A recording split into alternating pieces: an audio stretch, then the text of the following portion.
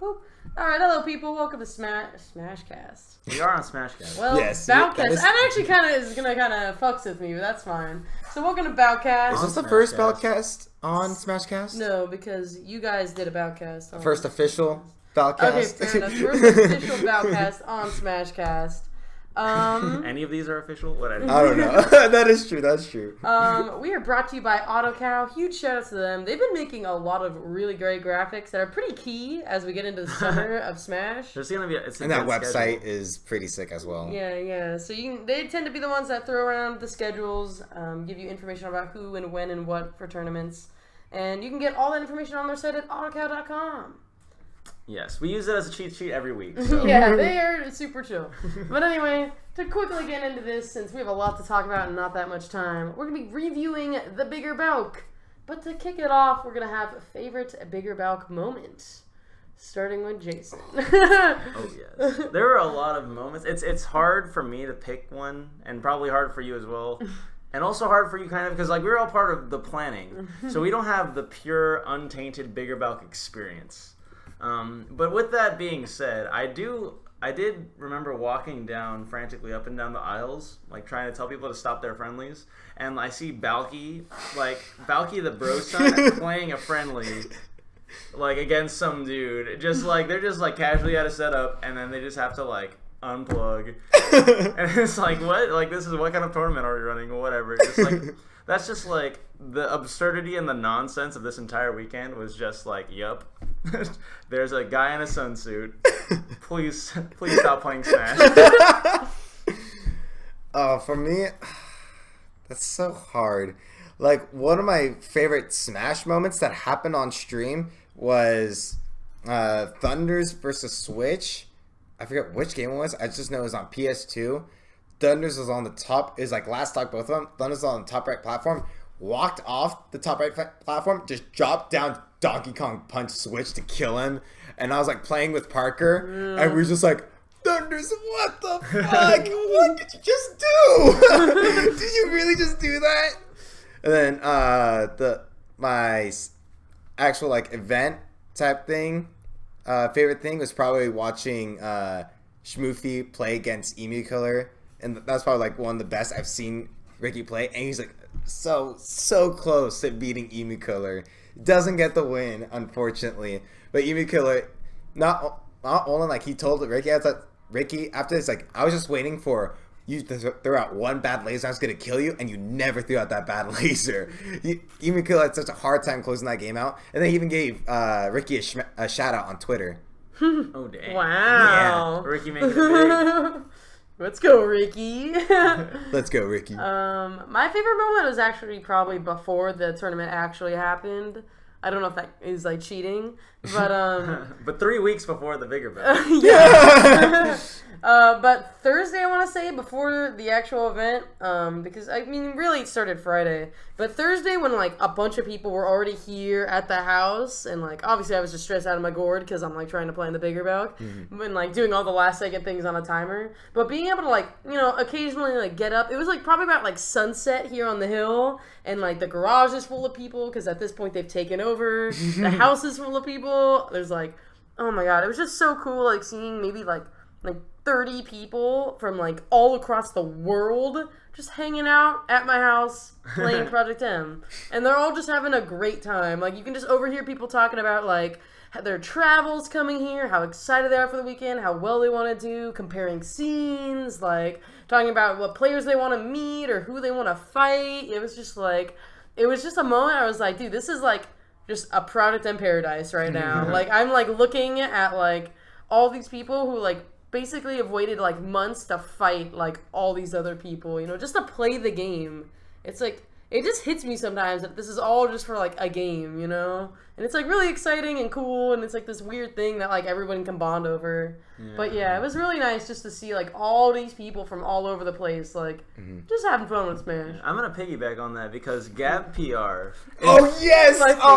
Gab PR is so funny. Oh my god. He's like, for those of you who don't know who Gab PR is, he's like Puerto Rico's #1, and like he's only known for he's pretty much known for that time that he went over just randomly to South Florida, beat up on Hero Time, and then just went back to Puerto Rico. And that's so cool. that's like his journey through Project M. And like he like told me like in the car on the way back because I was housing him, and he pretty much said, he's like, Jason, I don't understand. There's literally so much Project M in one spot. It's like no matter where I look, no matter where I turn, because he was in the middle of the kitchen where it's like everywhere is just like nothing but setup. Yeah, He's like, I've never seen more than like 2 setups in one place in my entire life, and there are like, I don't know, 20,000 here. I have no idea. I don't know how to comprehend this. You know? It's like, whoa, there are probably a lot of people that had that moment. Yeah, you know what I mean, we're spoiled here in SoCal because like, I mean, we like my room probably has more setups than like most of the you world. now have 20 Wiis. Yes, there I can count. Like there are like 8 there's TVs in like here right now. there's many. Oh god, but anyway. Also, another thing I want to point out that was like really, really cool about Bigger Balc was just like because there's just so many good matches, you can't stream them all, and it was really funny just seeing just like a huge crowd of people hovering around the setup, and when that set was over, they just hover over to another TV. Like it started off with Bagel's Quaff. And then once Bagel's Quaff is done, they like shift it over to Aiden Chevy, and they just kept like shifting around this crowd because there's just so many hype matches to go watch. Oh yeah, I had to stand on tables on multiple occasions. All right, but getting into some of those hype matches, we'll start with Friday. Friday, for those who don't know, maybe you're tuning in for the first time, we had an exhibition day. Basically, we call it training day. It's just 100% crew battles. We had an all-star bracket, and then like money matches. And so none of us were actually at the We Live In venue. So I was there. Oh, you were there? Okay. I TO'd it. Oh, okay. Yeah. So we do have a point of view for it. Yeah, that was like sort of like the chill area, or whatever, which I actually thought ended up being like a better venue because I heard that everyone who went to the balcony, which is where the exhibition and like it was supposed to be VIP. Exactly. We didn't never actually put down bouncers because we only had so much time in our lives. A lot of people overflowed into there, and there weren't enough setups for everybody. So even though you were there and you got to see a lot of Smash, one, you probably weren't able to see a lot of Smash because just like the way really crowded. It's really crowded. A lot of bodies blocking you, and like and there weren't as many setups. So at the We Live In venue, which is just like our secondary area because we have like 300 something people in this tournament, we can't fit them all at a house. That, like, yeah, whatever. That makes no sense. So we had about like 70, 80 something people that came to the other venue. We watched the stream. It was pretty chill. Yeah. Okay. Yeah. But to get into some of those exhibition matches, maybe some of the highlights. I know that one that has happened before. This was technically a rematch. IPK Poilu. Yes. So you have iPunch Kids, SoCal Lucario player, used to dominate the scene, and then has taken a bit of a hiatus to go like become a stream monster on Twitch. Mario Maker life. Yeah. And he was money matched by Poilu for $100. Again. Again. Yeah, last time it was $100 too. Yeah, they did it at Brokout 2? Yeah. Yeah. And Poilu got actually super bopped at the first one. And actually, like, on the shout-out thing on Reddit, he was like, I'm not gonna get bopped again. He was like talking mad shit on Reddit. Oh, I love this shit. Yeah. It was honestly hilarious. Because it's to David. And then, David is also really good at shit talking just naturally. Yeah. Just like the way he thinks about the world is just shit talking people. And like, I don't know how it happens, but people just love money matching David. Like, of all SoCal's top players, he's the one that gets money matched the most. Have you seen his face? Yes. You just want to money match that. I don't know. I've had that urge multiple times. Good Reddit thread if you want to like dig through the archives. Go hunt for it. Worth a read. But yeah, basically what we had happen is they were going at it for round 2. Poilu was like, "Yo, I know you've been playing. I've been playing." He had like spent a week before here in SoCal because he was at the Shark Tank, and he also went to a weekly here in SoCal. And he was looking really good. But before that, he hadn't touched the game for 5 months. We're talking about iPunch Kids now? Yes. Oh, I'm talking about Poilu. Oh, okay. Yeah. And so Poilu actually was looking really good going into that. And even like the first, I want to say game or two, I think he took game 1. They did a first first to 5 and it ended 5-1 in IPK's favor. Yeah. So Poilu actually took game 1, I think pretty convincingly. I think everyone was sitting there thinking, David's washed up. Uh-oh. Oh, fuck. Is David gonna actually get bodied for the first Finally, time? I want him to get washed up so bad, but unfortunately, I never bet against David. It's like that guy's just too good at this game. Yeah, so after game 1, it pretty quickly shifted and it got exceedingly worse. I want to say game 2 was like, actually, I think game 2, Poily was gonna win, but then like SD'd fucked twice, up. dude. Yeah. And then after that, David just, he was just like, oh man, he like actually tore Poily a new one. Oh yeah. It was And I watched some of it, and it's like classic I Punch Kids play, which is like,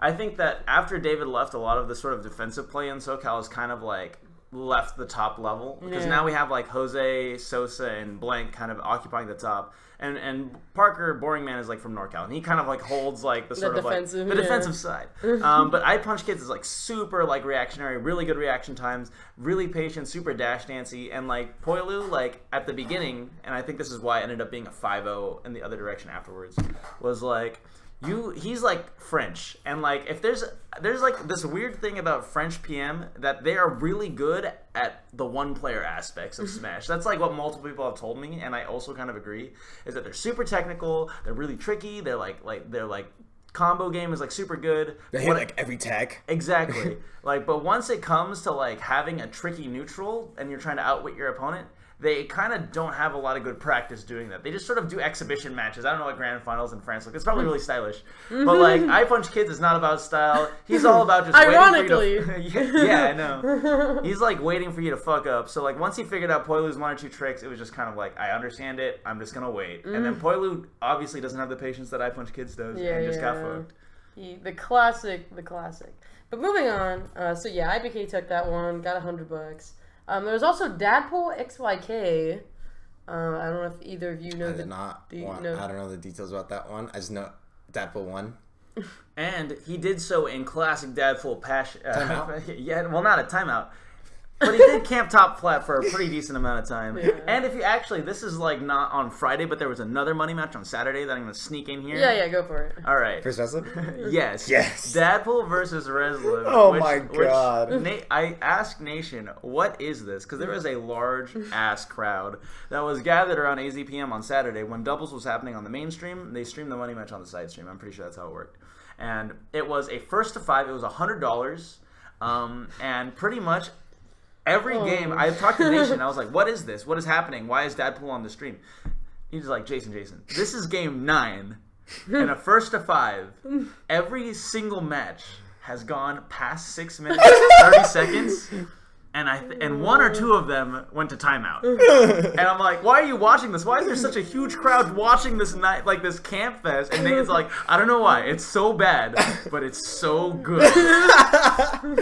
And if you want to figure out the exciting conclusion of that, there's a 53-minute VOD on the balcony. 53 minutes? 53 minutes. It's super long. God. Like, I remember, like, I noticed the crowd, like, it was like during doubles as well, somewhere around there. I come up, I was like, oh, Dabble Resliv, because I remember that Resliv like shit talked AC, saying like, oh, AC's really shitty, and Dabble's like, no, you're actually really shitty, and this is how the money match happened. And I was like, oh, it's finally happening, and I asked what the game count was. It was a 1-1. It's like, oh, is this best of 5? They first said yes. I'm like, no, first of 5. I'm like, first of 5. Do I really want to stay here for all that time? A lot of people did. No, I do not. So I just left. And then I just waited to hear what the result was after that. And to be honest, I'm sort of happy knowing that a lot of those games went to 6.5 minutes or more. I mean, honestly, like, the moral of the story here is with this, like, Dadpool XYK and Dadpool Resliv, people outside of AZ and SoCav don't know who Dadpool is. They think he's a shitter. He is a shitter, but not for the reason of, like, being not good at Smash. He's good, but he's a degenerate. Yeah. That's for sure. Yeah, so definitely worth checking out if you're into degenerate stuff. Next up we had Young Matt Teals. That was a funny maybe set. you want to talk about that one since you kind of lived it. Okay, so beforehand, going to it, because I just came from, I was driving people from the airport. I think that's what it was. You were probably doing that all weekend. So. I was doing that a lot of the weekend. I think I also had work on Saturday. No, I did have work. I came straight from work on Friday. I came up. I was like, And Nick was telling me, oh, when you get here, I'm going to want to put you up on stream first because it'd be even so funny you having no warm-up going into Young Matt. I'm like, I completely agree. I don't want to warm up right before going into this. I even got there like 20 minutes before the money match started. I'm like, nope, I'm still not going to warm up. I'm just going to go in this completely cold. And I even told him, like I'm going to go Falco game 1. Just try to, like, BM him as much as possible. So I ended up going Falco game 1. He's doing okay. I ended up getting 2 seconds. Like, whatever. Okay, I'm not gonna let this be a repeat of Dr. Grin. Did you lose to Dr. Grin? No. Against Dr. Grin, I went up 2-0. I went to Falco, and then I went to Wolf. I lost both of those games. Then went back to Meta Knight and won that one. Oh, okay. Yeah. Oh, if you lost to Dr. Grin, I don't know. We'd have to talk. I did not know that. Thank goodness. So then I went to Meta Knight game 2, and my Meta Knight was not doing so hot, and he beat me game 2.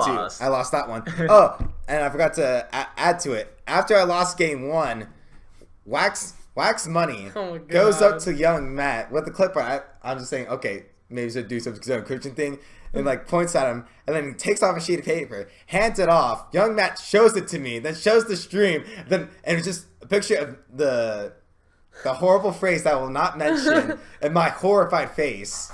Excuse me. And he rips it up on stream, and New York just like popping off from him. I'm like, okay, I lost. I was like, that was really funny. I had no idea. I thought he just wrote something stupid on it. The fact that he printed out a picture. It was printed out and cost the entire printer paper, not just like a small picture, the entire one. I wonder if he packed that in his luggage. He had to have. Yeah, like that had to go through TSA. Wax Money, what are these? We have 3 pictures of Mickey inside. What can you explain? We cannot let you on the plane. And then after game 2, Wax gave him another picture. I'm like, how many of these do you have? and then after that, I was like, okay, I really need to turn it up. Bopped him. Just reversed the up, bopped him completely. Perfect. Oh my god. And then you lost that game. I lost the game with my Meta Knight, and Gunthus was very sad with that, saying like, I had money that you would not drop a game with your Meta Knight on that match. Fuck you. Oh yeah, I got to hear that as the streamer. And then what I learned after that, after I won game 5, which I also made it like interesting too, that it brought it to game 5, but I found out that there was the third picture that he was going to rip up if he won game 3. Then behind that third picture was just a piece of notebook paper that said "I win" and had a happy face right under it. No one will ever see that because Young Matt fucking lost. Yes, did not in fact win. All right, let's blast through all of these because although exhibitions are super fun, we have a huge ass tournament. Yes, we do. I do want to talk about one last one, which was Drinking Food Sneeze. This was a Rob Ditto, which you hear then you're like, that sounds bad. That sounds like the worst. It actually was probably one of my favorite sets from that. Okay. Yeah, no, I don't know if either of you saw it. I did not. They had $100, I believe, as well on this. The story there is that Drinking Food obviously is ye old Rob player. I don't really think he plays him that much in tournament anymore. Nope. He's basically moved on to Wolf. Yeah.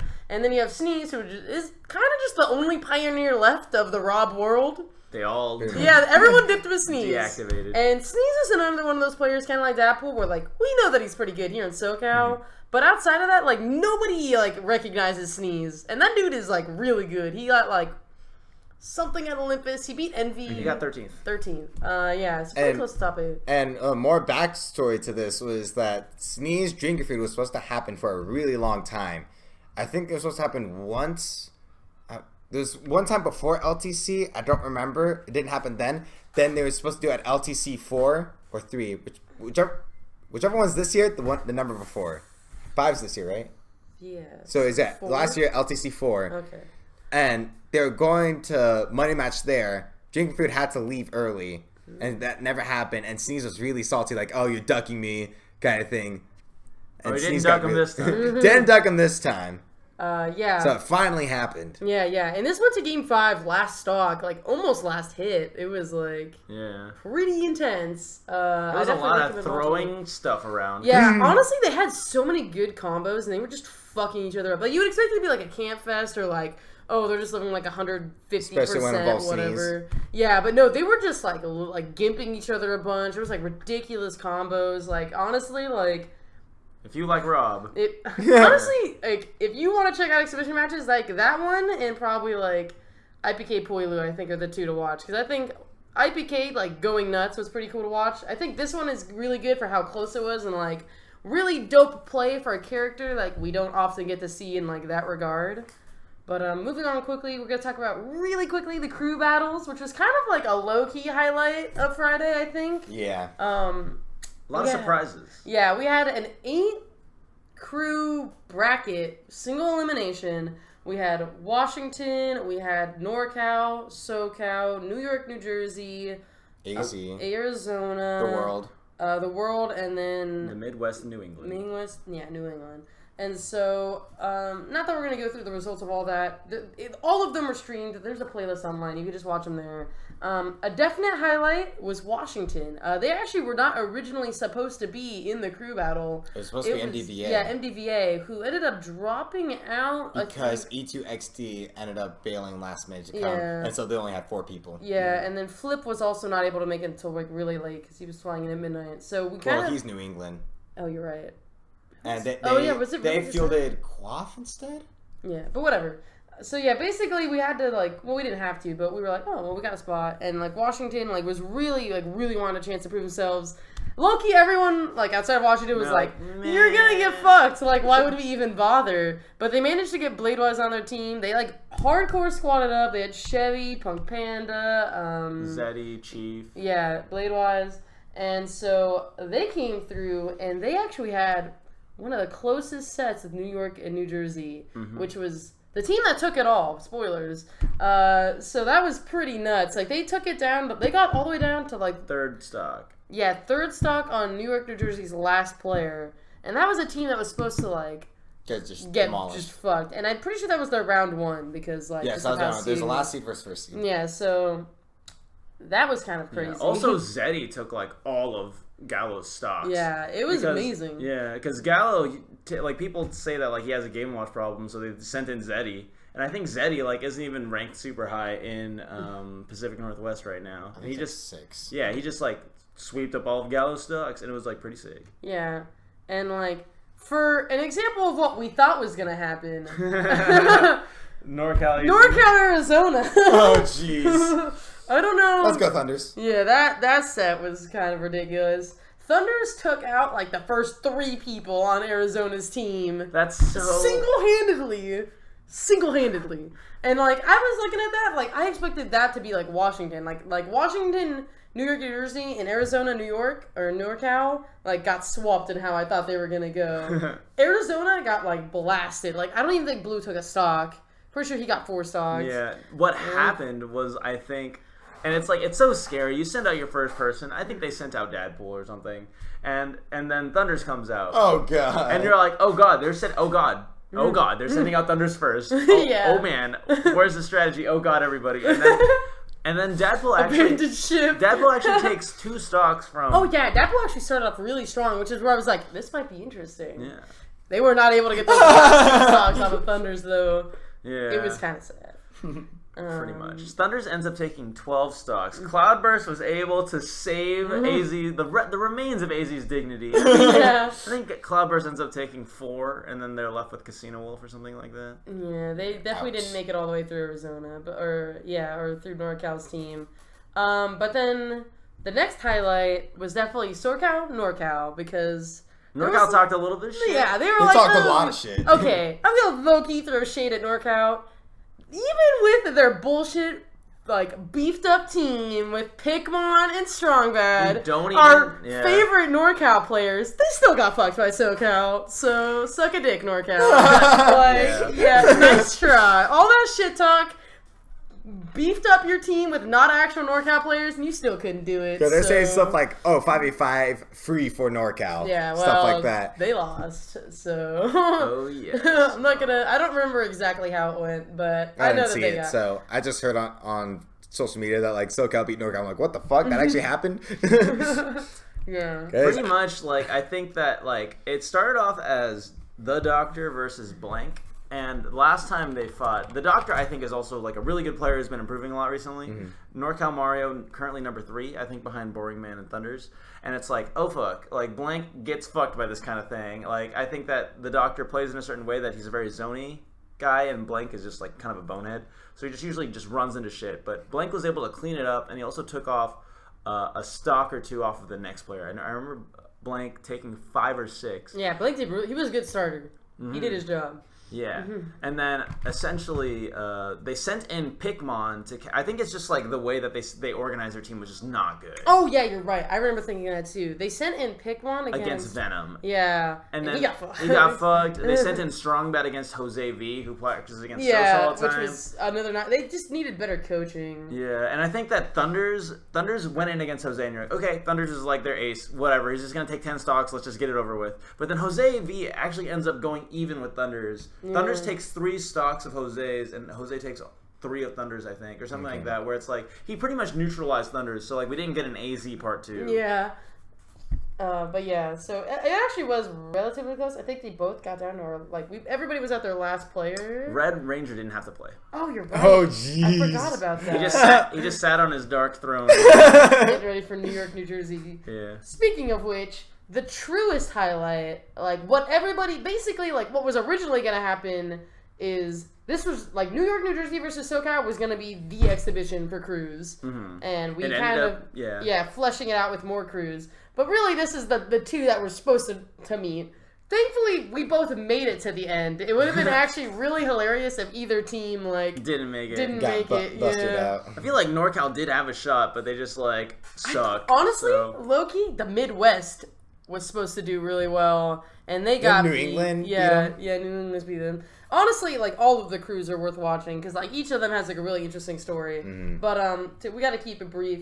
But yeah, so basically the story here. This is round 3. The final. Supernova 1. We had New York, SoCal. Kind of the first time they're kicking it off. We've had some beef, but we haven't actually done a legit crew battle before. It was 8v8. Yeah. SoCal got fucked. Yeah, buddy. We're not gonna lie. SoCal got like super bodied, and we're all walking home. We're like, ooh. I think he got 7 stocks. Yeah, and then we get to Olympus, round 2. SoCal does the fucking this time. Yeah. New York, New Jersey goes away. Boyko does their sad little job. Oh yeah. Boyko complains on the mic. Oh, they were tired when we were the ones who were jet lagged. Yeah, I have a CD that I put in my car that's just that 5-second clip of Boyko Johnning on repeat, and I just put that in my car. It's just so good. It's music to my ears. I listen to it on the commute every day. Makes us strong. But yeah, so we get to round 3. Both of these guys have been fucked up by the others, so we're like, who's gonna do it this time? Yeah. Short answer is New York, New Jersey 1 was really close. Because of Red Ranger, oh my god, he almost pulled that back. Like that's what I heard. Like, oh, SoCal beat NorCal. Oh, let's go. And I turn on the stream on my phone, and it's like, okay, Red Ranger's going in on the last stock, down like 6 stocks. Like, he's got to take 2. You got to take 2 from Gallo and 4 from Malachi. Oh god. This looks over. Then as I'm watching, I'm like, Pi, you're doing it. Pi, what are you doing? Oh my god, Pi, are you really doing it? Go, Pi, go! And he fell short. Yeah, so honestly, Red Ranger was kind of the clutch factor in that last round. But wasn't clutch enough because Malachi is pretty damn good. He is really good. And also really damn good. Ganondorf against Sheik. Yeah. Or Peach? I think it was Peach. It was Peach. Yeah. For God knows why. And I do know that the last time, because at Olympus, Red Ranger money matched Malachi. Just a best of 3, simple like $10, $20 money match, whatever it is. And then like Red Ranger actually got 8 stocked by Malachi's Peach. So like going into that, I was all like, Red, you're gonna get fucked, dude. I'm like so sorry. And then he ends up taking a stock and he takes another, and it's like, all right, it's pretty cool. Nice. But Switch, I think, was like the actual X factor inside of that crew battle, because Switch takes out Sosa, I'm pretty sure. He eliminates all of Venom stocks, and then he takes a couple more. I'm pretty sure that's how it goes. SoCal like kind of doesn't have an answer to the way that Switch plays. None of our players are good. I think that Venom took out Switch at Olympus, which is why we sent him in. But just like Switch has improved so much since then. Yeah. It like wasn't even close. Like even though like they kind of had their scuffle like earlier in the week, because Switch had been playing and he'd been in SoCal for a while. Like he kind of turned it on, and like his lasers were just like way too oppressive for any of our players. Yeah. So, I mean, New York took it this time. The record is now 2-1 in their favor. Yes. And their away team keeps winning. Yeah. We just keep going back and forth, I guess, is the answer. We'll see. It's our turn to get better. I feel like we need to get a lot better. Yeah. But anyway, we're going to... Well, we don't have much time because I think Supernova will be next time, but who knows how much of SoCal's actually could go out to that. We'll see. But anyway, moving on to the actual tournament. We're going to hit Saturday, which was doubles and bracket pools. Do you want to start off with any of your stories about Saturday? Yeah. You just kind of want to set the tone? Sort of. I mean, I think that what's important about this is that, like, just to kind of, like, understand, like, we are, like, the biggest PM event since Paragon. Yeah. Right? That's pretty insane. And also, not only that, but, like, we have,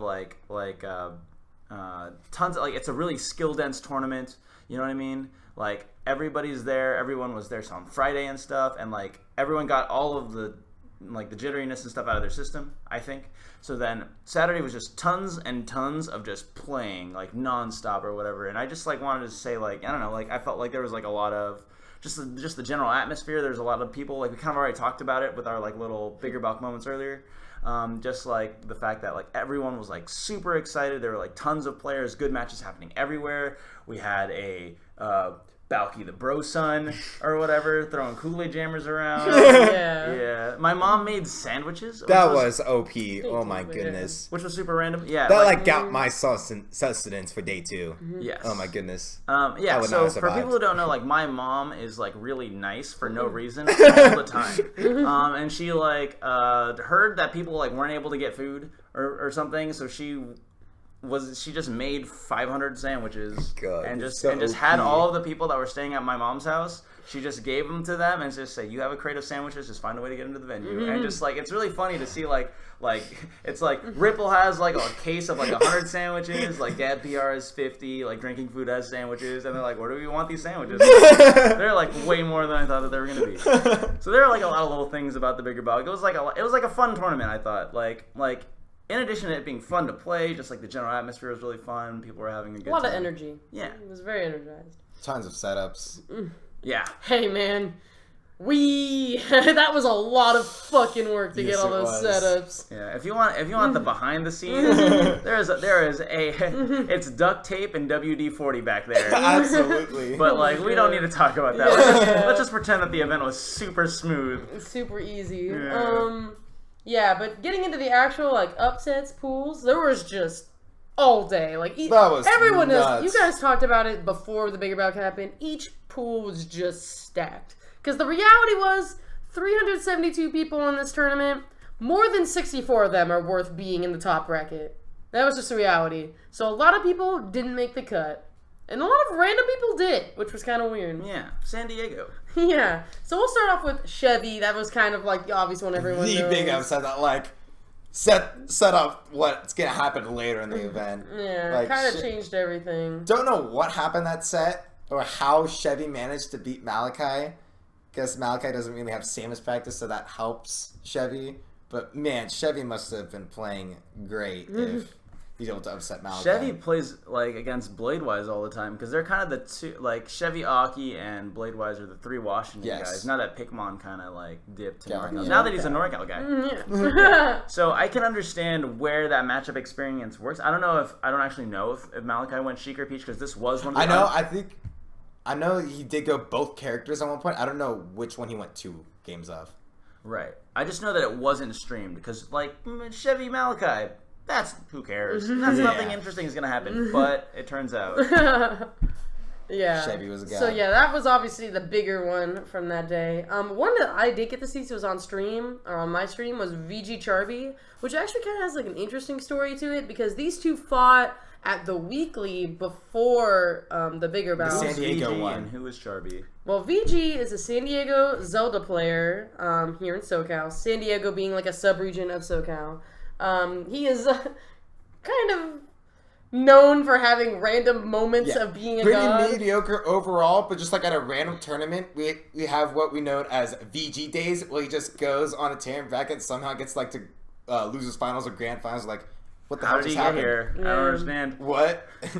And then you have Charby, who is number Three. three Marth player from France. So this was kind of like an interesting look at like, because a lot of times we joke here in SoCal, our unranked could beat literally whoever, you know? Like, we like to say that shit a lot. And it was kind of interesting because their first match was really close. Charby won it. Charby started Marth and then went Zero Suits games 2 and like his Marth got bodied. And then went Zero Suit games 2 and 3 and Zero won Suit those cleaned games it up. at the weekly. Yeah, and then on stream, he sticked with Zero Suit. It was another close one, went to game 3, and then VG actually was the one who catch it out. So they technically won one, but I thought that was kind of an interesting upset because VG got it when it mattered. Because VG sucks. I feel like that needs to be emphasized. VG is like nowhere close to PR. I'm sorry, Zach. Yeah, I'm from San Diego too. I know you're good. Whatever. But VG is like, I don't know. Like, I just think that it's cool. And also, other random thing, Jostin is another player of VG caliber, just another San Diego. San Diego kind of went in, where it's like no one expected much from them, but and also Tukasa, whatever, just random San Diego guys doing really well. Yeah, Jostin also makes it out of pools. Steez, another San Diego guy. He made out of pools? Yeah. I didn't even know that. Fun fact about Steez. Steez was the only unseeded person, and when we mean unseeded, we seeded all top 8 seeds in each pool. Steve's was like 9th or below. So how many people does that? 8 times 16, right? So it's like no, that's 120 people that are seeded. He's 129th and lower.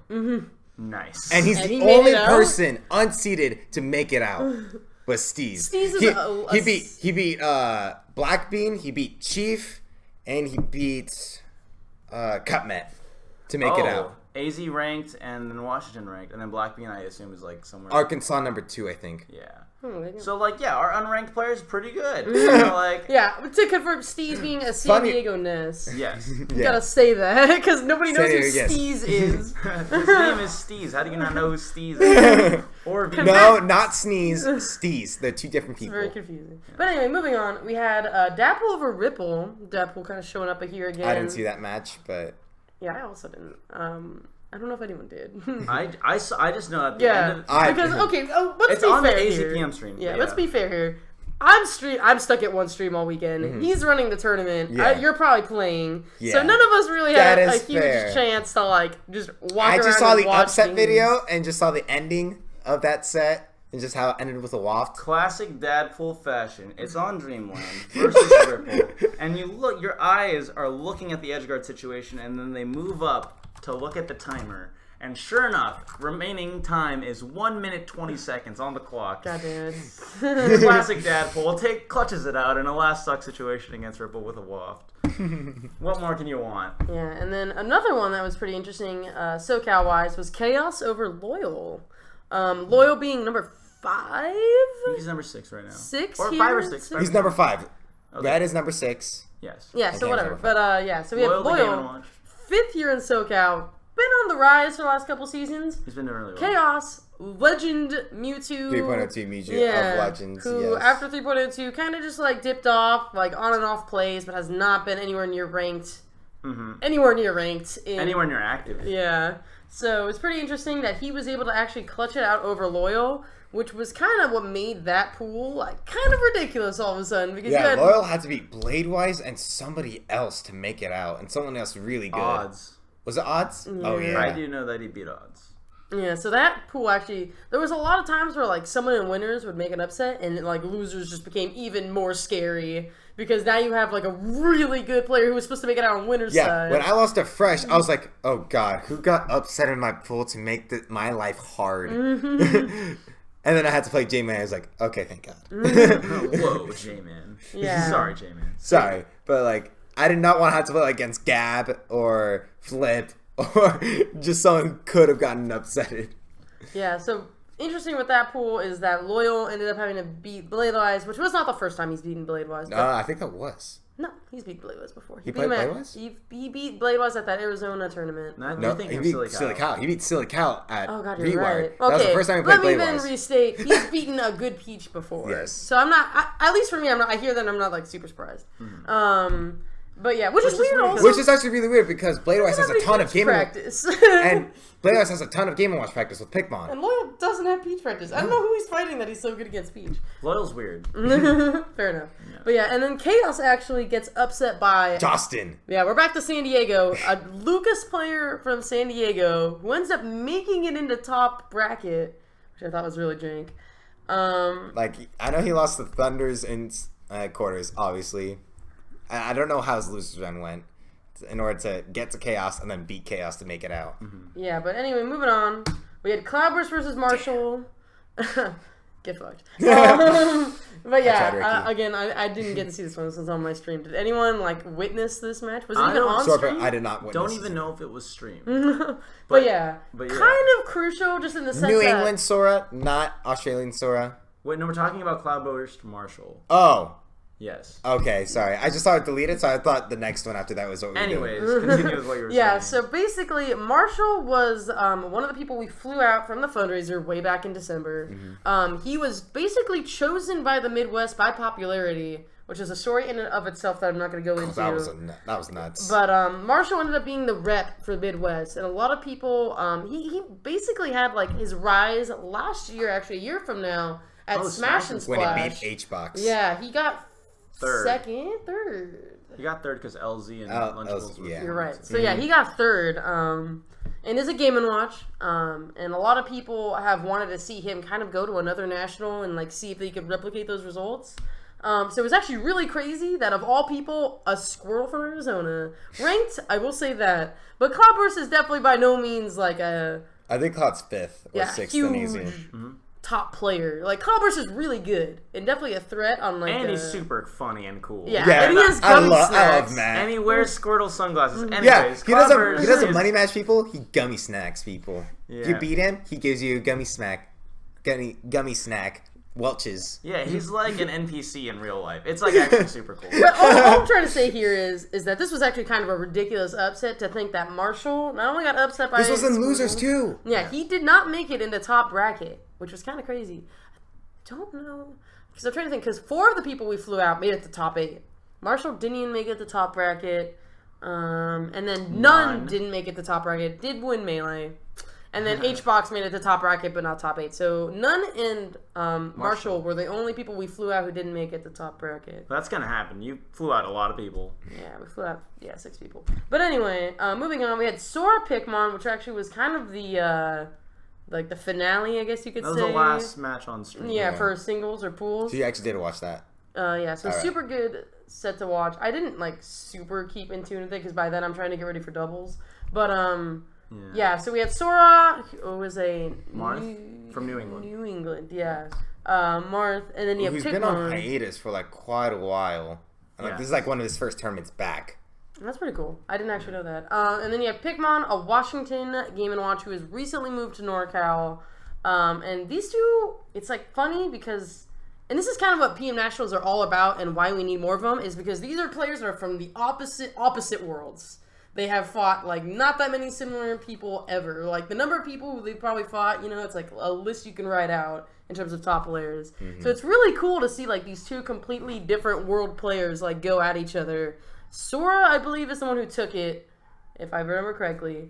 But yeah, I just think that that's one of the really cool, just kind of a cool thing. Pikmon didn't make it out either. Yeah. Oh my God. That, for one, Pikmon didn't make it out. That's also interesting. But it's also just kind of just a moment of realizing, wow, this is why we need more huge PM events, because, these kind of players, never would have fought at, a regional. They don't really travel that much. Pikmon, most of Washington doesn't travel. Sora, as far as I know, has, probably... I talked to Sora after his set to, congratulate him, because I know that he's, it's been a while. And I asked him, when was the last time you, actually, were really serious about the game? And he actually said it was Supernova when he lost to Arrow, which was the last time he kind of went to a really big national. He's kind of been underground since, busy with stuff, but he made it out to this one. Yeah, so I'm so happy he made it out here. Yeah, definitely pretty cool just to get a sense of other regions, not there's because a lot of times it's just their super top players are the ones that travel. So it's cool that we can have bigger events like these that get everybody moving. But anyway, to finish up pools in Saturday in general. Some bigger names that we kind of already mentioned, but who didn't even make it to top 64. Just to give you a sense of how stacked this tournament was. None didn't make it out. Lost to Strong Dad and Losers. Marshall, we already talked about it. Lost to Cloudburst. Ripple lost to Dadpool. And Arrow winners. Yeah, Arrow winners. Odds lost to Loyal. So did Bladewise. So there's like there's too many to even name. Like amazing Pikmin players. also didn't make it out. Yeah, amazing Like, players wow. who didn't make it out. It's like just really ridiculous. And then random people who did, like Justin and Steve's. San Diego. Let's fucking go. Let's fucking go, San Diego. But yeah, really quickly, I just want to recap doubles. Like, not really recap, like, what happened, but more just, like, the numbers and who made it. It was, yeah, the largest doubles event for PM ever with 106 teams. We also finished. Yeah. Yes. Take that, Paragon. They had 102, 104. 105, I think. I think we beat the engines by 1. I'm pretty sure it was 104. It was less than 106. Yeah, so boom. And it finished. Because to say Paragon's doubles finished is a huge lie. They split top 6. What? That's like What? Didn't play any of top 8. Yeah. And I just wanted to shout out the top 3 teams. I should do top 8 teams since there was a lot of stacked teams. First place went to Sosa Malachi. Which is basically the team's like, hey, you're one of the best players here. I'm one of the best players here. Let's team and take this event. And they did. They do that for a lot of events. Yeah, and then second place we had NorCal's Thunder's Rain and Boring Man. Third place went to the Double Zero Suit team, Aiden and Blank, which were really funny to watch. They were moving so fast. That's also really It was funny. actually really scary to watch them play. It was like, oh my Stressful. god. Yeah. Fourth place went to Ivan and Sugi Dai. Like, what? That's like the biggest surprise seeing. Huge upset. Who Both of are these- those players? So Ivane is most underrated player in PM, according to Sosa. Okay, who is he? He's a Wolf player from NorCal, number 4 or 5. I forget which one. But he's essentially known as like either like the second or third best Wolf behind Switch, but there's like a big gap between Switch and Ivane Filthy. And then there's Sukidai, who's Game & Watch. He's like 6 or 7 in NorCal, but those two do team a lot, so they have a lot of synergy, as we can tell from this. Yeah. So it's just Game & Watch Wolf is what we see. That's cool. That puts 2 teams from NorCal in top 4 for doubles. Yeah. So then we go on to fifth place, which was tied between Switch and Emu Killer, and then Gallo and Stereo Kid. And then seventh was a tie between what the fuck? Twisty and Silver, which is not what the fucking Malachi and Jose V. No. That was Malachi didn't. I mean, Machiavelli Oh, didn't that's- show up, and What so was Jose he just doing? looked. He's teamed with Young Quaff. Huh. Now, Alright, so Quaff you makes get- top 8 in both events. That's Oh my actually God. kind of amazing. Sosa, Malachi, and Thunders are the only ones that do both.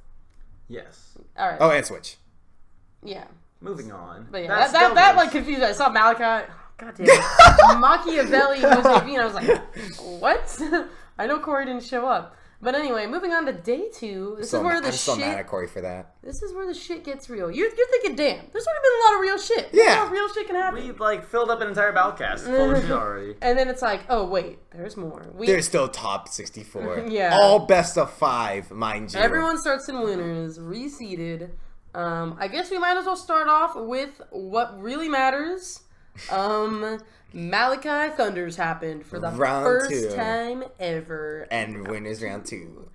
Because Malachi lost to Chevy. Yeah. Because of And Chevy. I will admit, like, because like we were saying from the very beginning, we're gonna reseed this because we just like screwed up with the Smash GG seeding just so we can avoid regional conflicts. But after the event, Paper Fairy like talked with Maddox a ton and realized, oh, Smash GG lets you manually change how pools will seed into bracket. So we could have done that beforehand and make sure that we didn't have to reseed and just like avoid all those conflicts Did you beforehand. just tell me that you just compromised the integrity of the tournament? Yes, we did. It's the entire. And you're Did saying that there on was the a internet? solution. you Yes. just say that in front of everybody? Yes. So yes, like if I knew about being able to manually change where pools seed into bracket, that's what it would have been. But since we didn't do that, we had the 6 storyline. So I'll give it that. It ends up being okay. Well, for some people. Yeah. I actually didn't get like any complaints for any of the players. It was only like online people. It's like, yeah, you guys fucked up here, but no player complained to me, Nick, or me about that. Yeah, online people like to complain about it. But yeah, I don't actually want to talk too much about like how the set actually went. I feel like It's basically all 0 to deaths. Is all you need to know. All you need to know is that you need to go watch that set. It's already up. It's on the internet. Malachi versus. If you're a Project Thunders. M player, honestly, if you're a Smash player, Hungry you should Fox watch even it. watched it on a stream. Yeah, like that is definitely like if you're watching one set from this tournament, it's that set. It's historical and it's also hilarious because it has Gunthers and Quan. Yes. Of all the commentators in the world, it's those two, which is just an added layer of stupidity. So like, it's honestly like super great. Yeah. Definitely the best set to watch. What's actually interesting, sort of, is that like the decision to make all of Top 64 best of 5 turned that set into a best of 5 because it's winners round 2. Thunders wins if that's a best of 3. And there's like another world where that's a best of 3. You know what I mean? Like there's like this tournament actually changes so much and because of the best of 5s. Yeah, well that was. I'm just trying to think because like we also like moved everyone to winners, which is shout out to Poilu at In-N-Out who instigated that. Yes. Because originally we had losers winners kind of thing. Yeah, how did that happen? Because it just randomly got sprung up upon me that everybody's gonna start winners. I'm like, pretty much then. The idea was. Me as a TO, I want to like make it so that people play as much as possible because there are very few opportunities in our community for people to play, and I think that just the idea of so many people flying in from like across the country, across the world, I really wanted to make everyone feed into winners day 2. But then Maddox was also like, I really want these all to be best of 5s. And I'd rather have that than the winners losers thing because like there's just so much skill, like it's so variable. Best of 3s are pretty much random, so I want to have that happen. And then I like talked to Nick, and I was all like, we can just do both. and then Nick was like, I got the BB sketch right here. Dude. You can do both. So then we just did both. Like the best part is that we tested it like in theory. If we had 63 DJ Wands and a West Balls, DJ Wand being, for those who don't know, a guy who takes like 5 minutes to do a hand warmer every set. He like is really slow. He'll time people out. So and a lot of the times his games go to like best of 3, go to the game 3 or game 5. So we're doing like if everyone like took literally like 30 minutes to do a set or whatever, and we like did it. And then we also factored in a West Balls. So what if someone just left for 2 hours and we didn't DQ them for some reason? And we did that, and it was like, if we can do that, like that still finished in time for us to do top 8. We had an hour and a half left over. Yeah, we could do we could do it in real life. Yeah, so then the decision was pretty much, we have the time, let's do it, because I just really want everyone to play as much Smash as possible. And I feel like everyone was pretty satisfied with that. A lot of people had a lot of really good sets. Yeah. And especially the people that made upsets in order to get out, and losers got to play 2 sets in top 64. So that was like really exciting for them as well. Like Justin. Yeah. Justin Sneeze. And I also think that it's just like, whoever made it to the end of that bracket, which we'll talk about, earned it. Yeah. You don't get all the way through all those best of 5s and be like, it just happened by chance, you know? Like, there's no way. That's like so much Smash. But anyway, before we get into top 8, I'm just trying to think. Top 64, might as well talk about a couple of people who kind of surprised us. Yes. Yeah, you want to start off with Morks? I think that Morks was like really like surprising because I know that Morks, I'm not sure exactly how he did at Olympus. I know he underperformed a lot of people. He beat me.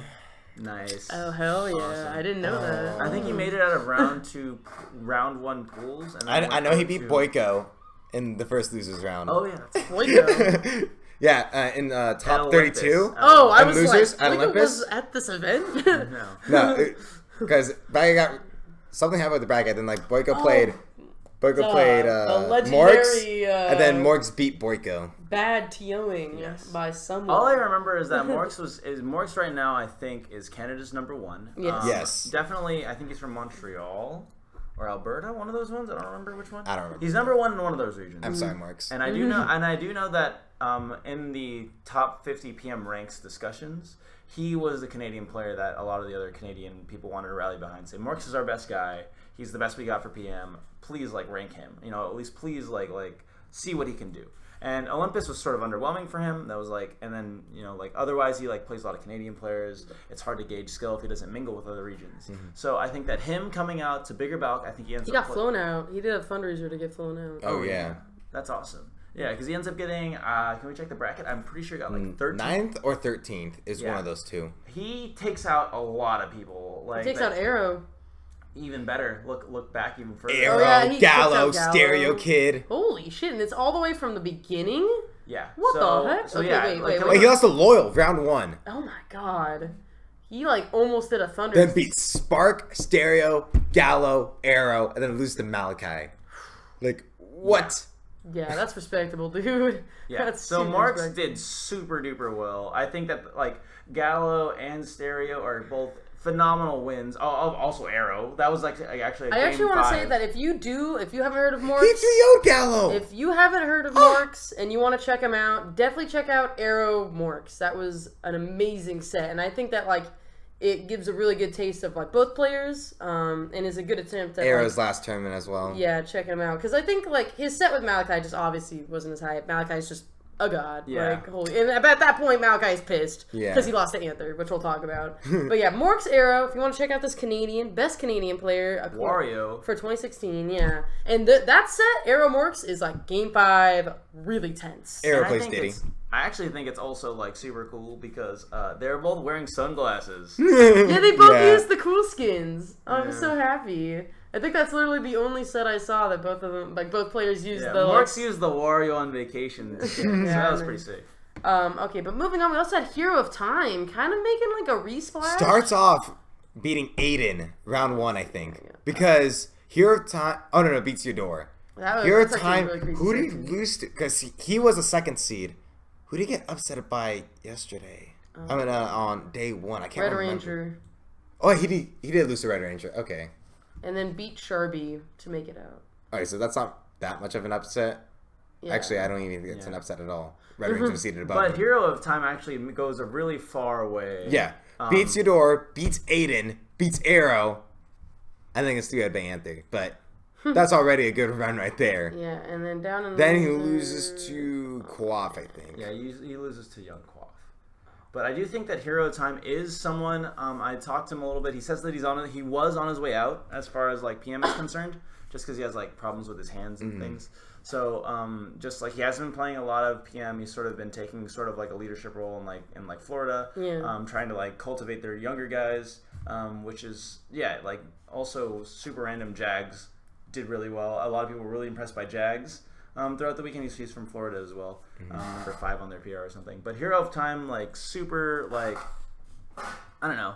Aiden's a huge upset. Aiden, one of the rising stars of this year. He was top 16 seeded at this tournament. Yes, Aiden's super good. Also beating Arrow, like Arrow, super insane as well. I don't know if that set was streamed. I think it might have been streamed on AZ. I think it was. Which set? The Hero of Time Hero of Time. It's probably on AZPM. Yeah, I don't think it was. That sounds like an interesting set. And that match happened because Arrow beat Boring Man for the first time. He's like, what the hell? Yeah. Arrow actually has never beaten Boring Man before. I think their record is like 0-5, and then he beats Parker in a Game 5 set, which puts him against Hero of Time, who like did super well. I don't know. I think that Hero of Time ends up placing 9th or 13th or something like that. Yeah. Yeah. Because I think he lost to Young Quaff. Quaff is the one. Yeah, he placed 9th because he was right outside. Exactly. Yeah. So that was like super. And I think that's also really interesting because Hero Time is also kind of a player that like hasn't actually made it super far into any of like the major top 8s in a while. He's like a player that's been in the PM scene, like a known player in the PM scene for a long time, but hasn't actually like had a moment to like be back in the spotlight. And I know at some point I was talking to him and he was just really happy that he had a chance to like show off Link, show off Florida, kind of show off even just himself, like get a chance to like show people that like still relevant, still kicking ass. Yeah. So that's pretty cool. I don't know if there's anybody else. Oh, Jafis. I really want to talk about Jafis. Oh, Jafis. Yeah, he had a really strong showing. Okay, he'll be Another the Florida. He'll be the last one because we could talk about everybody, honestly, but we want to get into top 8. So we're going to start with Jafist. He starts his day with beating Venom. 3-0. 3-0. Clean. Yeah. Wasn't close at all. Whoa. Did you watch it? I was on the other side of the TV watching Chevy Aiden, I think. I do know that Venom went up to me afterwards, as he does, to just sort of, console, to be consoled, and he just said, "Dude, I don't know, man, just like J-Fist, like it was just like I wasn't ready for that." And like I think J-Fist also, he had beaten just super random, like beaten Gab PR in a money match pretty convincingly.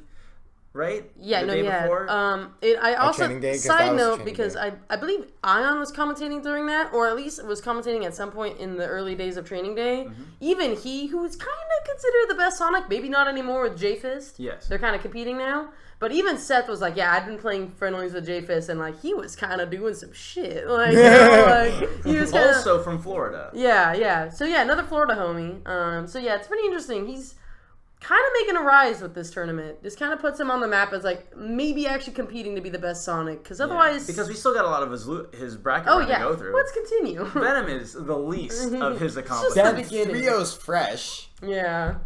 Holy fuck! Like 2 3-0s in a row against like top 50 PM players. Those are top 30. Like 30. Those yeah. are both top 30 players. Yeah. Then goes on, doesn't beat Sosa. Which is actually Takes a game. someone who, like, I honestly wouldn't even have been surprised by, because Sosa has lost to Ion, He has Sonic problem. Yeah, he does have a Sonic problem. I was So, like, that could That could have happened. But then as I glanced at the stream, I saw Sosa like actually like doing really well against Jake. It's like, oh, okay.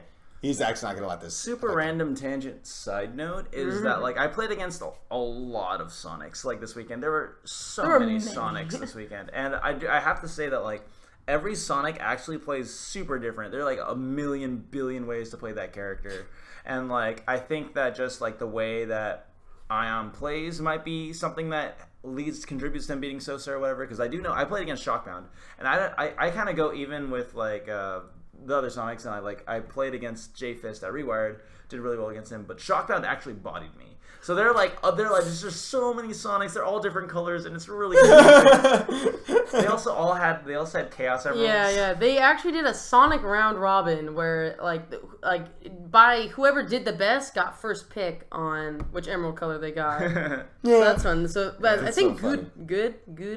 I don't know, whatever. It's probably Brought good. them anyway. But to finish off J-Fist, although he loses to Sosa, winners.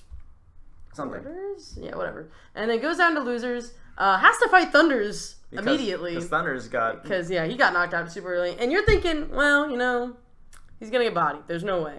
He goes to Game 5 with Thunders. Well, Game 5 he did get bodied, but the rest of those was like, holy crap. First 4, I guess. It was looking very scary for I Thunders. actually was sitting there thinking, like, dude, Thunders isn't going to make top 8. I know I was talking with Nog Gorilla, and Nog Gorilla hates this matchup. Thinks this matchup is ass for DK. I mean, it probably is. Like J-Fist is really good, and he said he wanted to see J-Fist play against Thunders because he thinks J-Fist could really do it. Yeah. And when I saw that matchup could happen, I'm like, oh no, is this where Thunders gets eliminated? And it looked very grim. But Thunders, being Thunders, pulls it through. But yeah, there's a lot of pulling by Thunders in this tournament. Yeah. And before we talk about that, I just want to say that there are more storylines than you can even count from this tournament. And honestly, it's crazy. You just got to go through all the VODs. You just got to look at the bracket. We can't sit. It would take a week to go through all this shit and like truly give everyone the credit they deserved. Too many good players. Yeah, we did highlight a couple that we thought were super Yeah. But we're going to move on to the top 8. Before we talk about the obvious, I want to go and talk about Young Quaff and Fuzz and Anther. So we're going to start with them before we go into Thunders. Because each of them are like the people, you hear that and you're like, are they even going to make it out of pools? Like, you know what I mean? Like, it's like so stacked. But yeah, well, I'm going to be back in the... Okay, top 64. Yeah. But yeah, we'll start with Anther because he kind of makes like one of the earlier upsets in this bracket because you have winners round 2, Malachi Thunders. Malachi wins, moves on, immediately fights Anther, and Anther was up 1-0 on Malachi before this set. Yes, it's true. Do you remember from what tournament he beat him? No idea. Yeah, I don't remember either. But yeah, so not technically like the first time this has happened. But yeah, Anther 3-1s Malachi. And like I was there, it was on the mainstream. Malachi looked pretty frustrated during like that entire set. Dude, I don't know. I loved seeing so much Anther on the stream. It was so sick. Yeah, He's one of my favorite players. I also I really wanted to fly him out so bad. Yeah, Pikachu is just such like a. It's like him and like I guess Whiffy Cat from Arizona. Can't think of too many other like. And Capitulized from MDVA. Yeah, so it's like Pikachu is like one of like. Yeah, actually those are like the rarest only characters. 3 Pikachu. Yeah, so it's like I don't know, like there are characters that people play as like joke characters. You know, it's like Pit, Olimar, blah. You know, it's like I play Bowser, but it's like. I think Pikachu is one of those ones where it's like he's like not used, and people don't use him as like a pocket either for fun. He's just really technical, really tough to play as. He's really good, but really hard. Yeah. And like not that many people have mastered that. Fragile, so it's hard to play as Pikachu. Yeah, even in Melee, you really only see like Axe kind of like really pioneering the Pikachu ship even today. You know. Yeah. So so we have Anther manages the 3-1 Maokai, goes on 3-0's Hero Time. That actually like. Looked really rough. Like Anther looked really dominating there, which gets him into top 8. Winter semis. Yeah. Loses the Flip. Had a pretty hard time against Flip. Not gonna lie. They play a lot on net play. Oh yeah. Because they both are really big on net play. So it was actually That's fun. I had a post game interview with Flip, and he said that that's something that like they kind of muscled out a lot. So it was sort of something that they were both comfortable with, and Flippy usually comes out on top. Yeah, and then goes into losers' quarters. Has to fight Sosa. That was unfortunate because they played at Flex Zone 2, and Sosa kind of bodied Anther. Yeah, he gets kind of bodied again, 3-0. But I do think that, like, more than anything, obviously Maokai and obviously Hero Time, really good wins, amongst probably many others that he's done. Yeah. But I just thought it was amazing that he made top 8. Yeah. Because he doesn't travel. nobody expected that. No, he got 9th. Oh, what that was No, he got top 8. Oh, He got yeah. fifth. He's got the semis. Yeah. Yes. Yes. Yeah, no. And so that was pretty That's dope. nuts. Oh, my gosh. All right. So, yeah, that was one of the many who were not expected to make it in. Next, we'll talk about Young Quaff. Who was super not expected Yeah, to make it who out. also made Did top you 8 Did doubles. you seed him to get out of pools? No. He used to get out pools. Oh, okay. Loser side, probably? So, what is Yes. he? He's... I know he's ranked in New York, New Jersey. I want to say he's I think 11th. I'm gonna check it really quick, just so we I can. wanna say because you know what, 11. he put in the time to get that farm bracket. We'll, like, look you up on Facebook. We'll give you a second to figure it out. It is Yeah, 11. 11th with Meta Knight and Ivysaur. Behind DVD Aiden. Yeah. Okay. All of top 10. Yeah. So we start off. Oh yeah. Oh. Actually, this could have been a really different reality because I watched. This was on stream, which was Winners Round 1 to start the day off. Who is it? Young Quaff and Blank was one of the first sets on stream that day. Right after me. I was thinking Blank was just gonna body him. Actually, basically what happens is I think Blank takes game 1 and then like Young Quaff takes like game 2 or some shit. Basically, all you need to know is that by game 4, it's like last stock, last hit. Blank is like making this not comeback, but is like basically about to win it, and then gets off stage. And like misspaces a tether and dies. Not like he was trying to edge guard Quaff. Yeah. He jumped up air, hit him with the wrong hit of up air, but then he just fell down to his death after the up he air. like his tether didn't make it, so it was like, oh god. And it's crazy to think like that. This almost like didn't. Young Quaff like almost could have been in losers like immediately. Even the next round, Young Quaff bagels. Yeah. Oh my god, these are Like people called that an upset, and I'm just like, have you guys seen that matchup and how good Quaff is? Like. Quaff is definitely the favorite in that matchup. If Bagels won, that is by far more of an upset in my eyes. It's a game 5. And they went to game 5, and probably the worst decision of Bagels' career, taking Quaff to FD. I'm like, are you nuts? That match looked horrible on FD. I don't know why Bagels went there. Like, he just sealed his fate by going to FD. It made me so sad. I'm like, I really wanted Bagels to win that set. Really bad. But Young Quaff does take it. Yeah, He does and take so we it. move on. He fights Switch 3-2. These two probably have at least played like once or twice because they're from the and same they've region. been really close before too. And Switch Yeah. usually is the one that comes out, but Young Quaff has taken it before? no, I don't think he has taken it before. But it's gotten really Yeah, close. game several 5. times. Like, because I'm just thinking it's all like, Young Quaff versus Switch. And I know that Nebs doesn't do best of 5s until finals. So I feel like maybe these two haven't even played a best of 5 before. You know what I mean? Like that's like it's like in that possibility, and like the format of the tournament made it so that literally everyone was playing best of 5. I know they have played a best of 5 before too. Okay. And Quaff almost never goes to NEPs, so it's usually at regionals that they Oh, would I meet. see. Anyway, Young Quaff kicked into losers by Switch. Takes out Loyal 3-1. After Loyal beat me, so Loyal's already warmed up for Meta Knight. Yeah. So there's no Johns. We're like healthily into the bracket day 2 or day 3 even. No, at this point, nobody can be like, well, I wasn't ready. He then goes on to fight Dirt Boy. 3-1's Dirt Boy. Beats Dirt Boy? Yeah, which is pretty crazy. Because, Dirt Boy's really fucking good. Goes on 3-0's Hero of Time. Oh, best of 5, by the way. That didn't look close either. Like, Hero of Time ended up going Falcon. Yeah. Game 3. 3-0 is, like, and never that close. matchup. But it's just crazy to think, like, I don't know how much Young Quaff plays, but at this point, I'm thinking most players, outside of maybe, like, top players, are pretty exhausted. Yeah. Because you don't usually play this many top 5s or best of 5s. Yeah. And then he goes on. This is him now in top 8. Starts top 8. Having to fight Thunder's Reign. Yikes. Into the train.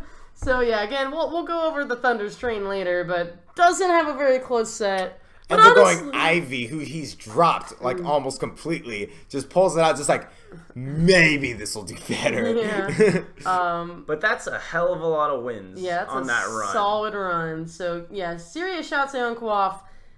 I had honestly not even heard of him that much, and he made top 8. So I'm thoroughly impressed. Shouts to our boy. And then Way to go, Quaff.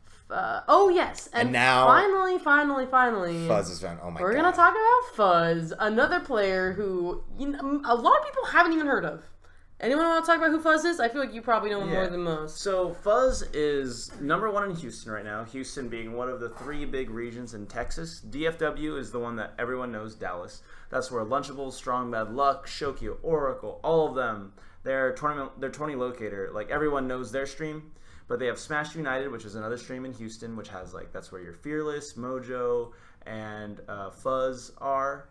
Fuzz plays Mewtwo, and he kind of like organizes a lot of the stuff there with Arsenals. I think they're both like kind of like helping run. I know Arsenals is most of the stuff. Yeah, is most of the Texas circuit. But he was one of the head TOs for Clutch City Clash last year, which is one of the tournaments where Thunders and Sosa met up in Grands. He beat me at that tournament. Yeah, so I've known him for a while. 4th or 5th at that tournament. He got 5th. I think Arrow got 4th. So Fuzz is pretty much just like been in the Texas circuit. We've kind of been talking about him a lot because Texas has been throwing on a lot of events on Balcast. We cover them, and he is sort of at a point where he kind of goes toe to toe with Luck, Strong Bad, Shokyo. Then, but he's never really won any of the events. Yeah, I know the Texas events he has been. But, like, he's, like, in favor over Luck, like, recently. Mm-hmm. Yeah. I know that. So, pretty much that's all you really need to know about him. Doesn't really travel outside of Texas at all. He was one of the players that you flew out. Yeah, and to distinguish, because we had both players that we picked and players that we let, like, the local communities pick.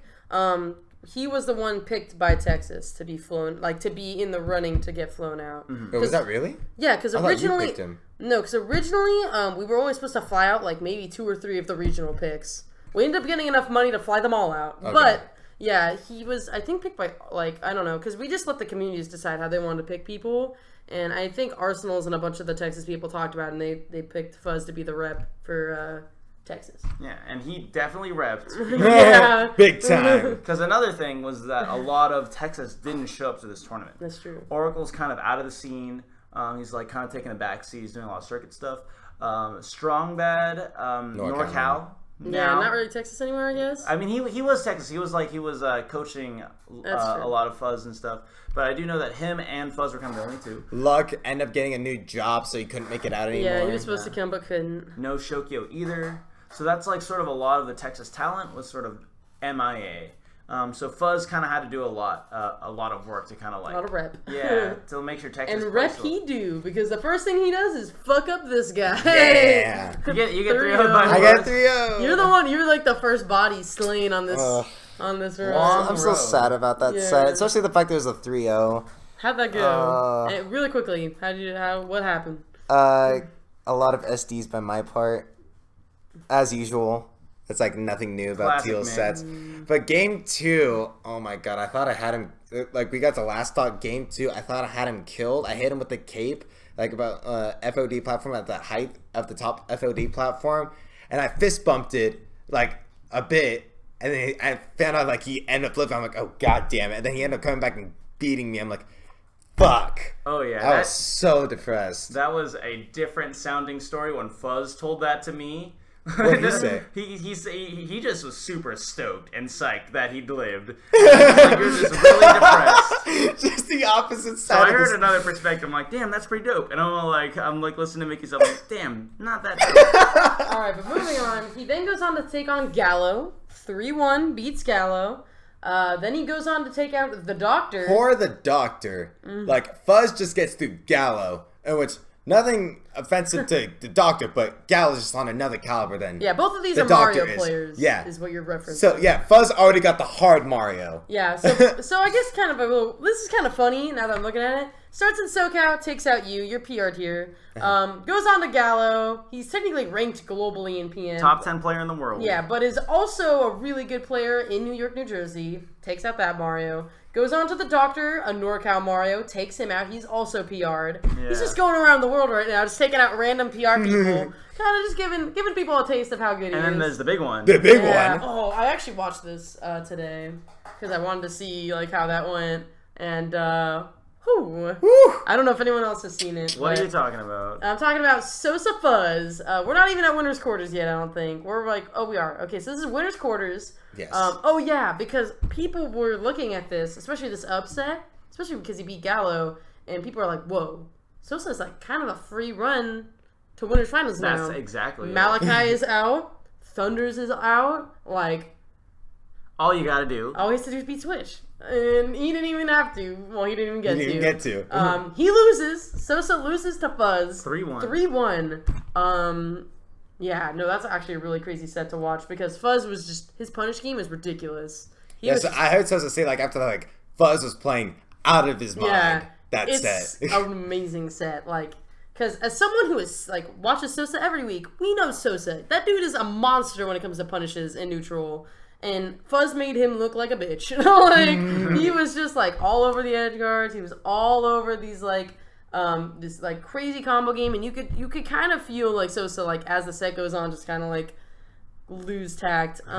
Yeah. And anyway, moving on. This is where everyone is thinking, okay, he somehow beat Sosa. Sure, he can't beat Switch. He beats Switch. He beat Switch 3-1. These aren't even game fives. None of these. These are are all game best of fives. fives too. Yeah, he 3-0s Mickey, 3-1s Gallo, 3-0s the Doctor, 3-1 Sosa. We're back in SoCal. 3-1 Switch, back to New York, New Jersey. Like, these aren't even game fives. These aren't even close. Oh, yeah. He's making it look easy. He's doing it with games to spare. Oh my god. This is also a really crazy set. Dude, Fuzz is just, I don't know, man. Like, his punish game is so crazy. I love how many down smashes he uses. I don't Oh, know he why. loves down smash and Using forward down smash. smash is so cool. Yeah. And so basically, we hit winners finals with Fuzz Flip. What? Who could have thought is that? what a lot of people are thinking. Flip back at it again. Yeah. But really, this is the first set this tournament, at least that I saw, at least in day 2, where Fuzz didn't dominate. Like, he actually kind of got the hands from Flip. It was like, there were moments, and there was a game, because, he took a game. There were moments where Fuzz was, like, kind of picking it back up. Like, maybe he could have taken it. But for the most part, it was just Flip was, like, on his game. And Fuzz really struggled to kill Flip. One thing I loved about set. Fuzz, like even watching his sets versus Flip and Thunders, he's like, hey, I'm just up there to have a good time. He's just having fun up there. He didn't care if he won or lost. I mean, at that point, he did way better than he, like, probably ever expected. I was talking to Fuzz, and Fuzz was like, I didn't even think I was going to make it out of my pool. Oh, yeah, in his interview. Yeah, so he goes down to losers. Who does he fight? I forget. It's losers finals. He meets I guess Thunders. Thunders. Losers Duh. finals. Like, Okay. Well, then, how about we kick it back? We're going to talk about Thunder's reign. oh my Because goodness. Now we're just at a point where Thunders is just cleaning and all up of his shop. victims. So, let's do a round 1 shout out. Our boy Steez. Steez, you did work. Holding it down for San Diego against Thunder's reign. Someone had to be thrown to the line, and it was our very own Steve. Good job on getting out of pools. The only unseeded person. Was he lowest seed then? Lowest seed. Yeah, had to He fight the plays highest. Thunders. Or actually, not the highest, because Thunders. Actually, yeah, no, it was the highest. Also, poor Slim Chang having to face Malachi round 1 after getting first seed in his So, pool. Sneeze does not, in fact, even take a game. Maybe didn't even take a stock. Who knows? Off of Thunders. Probably didn't take a stock. I know Steve's. We go on to Winners Round 2. We have the legendary Malachi Thunders. We already talked about this. Malachi wins. That set was all 0 to deaths. Yeah, oh my god. Stop. We already talked about this. That's go watch it. You're set. stupid if you haven't watched it. Winners Round 2. Winners Round 2. Winners Round 2. Thunders. The guy who is supposedly everyone thinks he's going to win this tournament. Knocked in the losers. He's starting in losers round 2. Round 48. Yeah. With all best of 5s ahead of him. And all best of 5s it is. He starts off. He kicks out Cloudburst. 3-0. Boom. Out of here. He goes on the Twisty. No, these are all ranked people. All these are ranked people. Twisty. Get him out of here. 3-1. Boom. Fuck that guy. 3-2. AZ down. New England down. Here comes Florida. J-Fist. That was a pretty good showing. A lot better than the other two. No, still fucked. 3-2. Thunders beats J-Fist. He has to take out his very own homie, Boring Man. We reached NorCal on the Thunders plane. Yeah. So, a little recap. Cloudburst, Twisty, J-Fist, Boring Man, all out. Has to fight Hyperflame. Who's never beaten. A lot of people are thinking this is it. There's no way. He has never beaten Hyperflame before. He actually usually gets kind of bodied by Hyperflame, doesn't he? No. No? Last time they played was at Evo, I'm pretty sure, and that was a very close set. That's pretty That was another set that was basically like all 0 to Did they fight deaths. at Olympus? I don't think they played at Olympus. Well, Thunders won Olympus, so he probably didn't play Hyperflame. Duh. Anyway. But yeah, so he ends up 3-1ing Hyperflame for First the time. first time ever. That's what? Okay, and so then we go on to Young Quaff. He gets like kind of a young break here because like honestly, who like has a ton of holy experience shit, against. yeah, like this is kind of like a little warm up for what the fuck he has to go up against. Like he needs a warm-up. Yeah, like Thunders needs a warm up now. After he's played like 5 sets. Yeah, so before top 8, he's played 1, 2, He's gone through AZ, New England, Florida, NorCal, MDVA. Now coming to New York, New Jersey. Yeah. Part 1. Yeah, Thunders is just like a monster, like gobbling up losers bracket. Yeah. This is losers top 8. He 3-0s Young Quaff, not even close. Comes to Switch. Has to go to Switch. 3-0s him. Yeah, which is also really crazy. Because last time they fought at Olympus, it was Game 5 last stop. Yeah, it was really close. So, yeah. Thunders actually had new technology this time. He was ready. Yeah, he was ready. He was telling me about how he was dealing with lasers. Was before it was like, oh, lasers, what do? You either jump over them or you power shield them or you hitbox through them. Thunders was like, I'm a monkey, I'm really, really big. I'm just going to crouch cancel laser, and then after he wavelands forwards, I'm going to down tilt him. That's like pretty much how he won the set. Was like when Switch was shooting a laser, he would run up, crouch, and then if Switch wavelanded back, it's okay, it's 3 damage, not that big of a deal, I crouch cancel it, I'm getting out of there. But if he's wavelands forward, then Thunders gets a down tilt, and he like kills Switch and gets a knockdown on the Switch. Yeah, so like if you want to watch like intelligent like adaptation, how to deal with lasers, that's a really good set to watch. Especially when you're DK, like Wolf DK, that can't be a good. Oh no, we've all seen Filthy Casual versus Thunders that rewired. That was before the technology.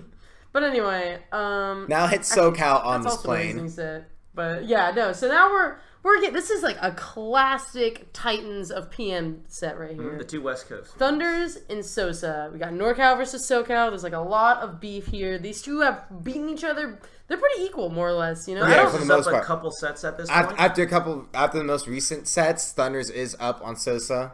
Yeah, but like they went back and forth throughout the last year. Like they were 50-50 in 2016. Yeah, and so it's pretty honestly like mind-blowing that he 3-0'd Sosa because their sets are all close too. They're mostly game 5s. Pretty much. 3-0. This dude's like already played like 8 sets. Like Thunders, how are you even how are you playing right now? And then he finally makes it to our boy Fuzz. Now to Texas. The only player in top 8 to take a game off of Thunders at this point. Yeah. Oh my God, you're right. Holy shit. 3-0, 3-0, 3-0. 3-1. Holy fuck. Like Twisted took a game, J-Fist took 2, Hyperflame took 1, but none of these guys took a game. Making them look free. So yeah, we have Thunder's Reign 3-1 Fuzz. That set's actually really fun to watch too. Yeah. We go on up to Grands. Our boy Flip is feeling pretty good. Like he was last year, probably. Yeah. Okay. So this is actually extra funny for anyone who like didn't see Big Balc. So Big Balc we had Fresh and Flip in winners finals for perhaps one of the most boring winners finals of all time. Of all time. I'm sorry. If you want to see the worst Smash, go watch Big Balc. It's like not even streamed Flip well versus Fresh, because I suck. So it's like a choppy stream with two not that great players. What a showing. It was actually just Bigger Balc. Fun fact: winners finals, which consisted of 4 or 5 games, I think, lasted a full 10 minutes longer than grand finals, which had a reset and was 6 games. So there you go. That's right there. But yeah, so we had Junebug get upset, kind of like Thunders, but not to this extent. Lost to Fresh. But yeah, so we had Fresh and then Flip, and then Flip goes to Grands. He beats Fresh. Fresh gets beaten by Junebug. They come up. It's Junebug and then Flip, and Flip gets 6-0'd and gets second. Pretty good. Respectable. Yeah, fair enough. That was actually like Junebug's last real showing in Project M, for like a big national. We get to Bigger Balc, Flip Thunders. Gets 3-0 the first one. Oh, boy. First set of grands. People on the edge of their seats. They're We're ready thinking, to say, are we about to see another 6-0? He takes a game. He almost lost that game. do you want to talk about that? That game was I've talked a lot. fantastic. Someone else can talk about it. So Flip, he is so happy. He's up 2 stocks to 1 against Thunders. 2 fresh stocks. Thunders is at 140% or something. Yeah. And Flip hits Thunders on Delfino's, is pretty much sending him to the blast zone, pauses, zooms in on Snake's face or something. I don't even really know. Snake as he's taunting doing his radio call, I'm pretty sure. Yes, exactly. Yeah. He taunts and he's all like, yo, I took a game. Thank God. It's not going to be a 6-0. Fuck everyone who said it was going to be a 6-0. I'm slightly better than last time. Unpauses the game for DK to hit the blast zone. But DK does not hit the blast zone. And the crowd just like goes out saying like, take that stock, drop it. Thunders next to him says, yo man, that's a stock. So and it's so funny because, like, for those who don't know, Thomas is just this, like, little Asian dude. Like, he's just, like, really nice, quiet, like, take a stock. So instead of being at 2 stocks, and I believe he was at, like, 25 to 30%, he is now on his last stock against Thunders, who is at 140, which is like, whoa, we have been here before.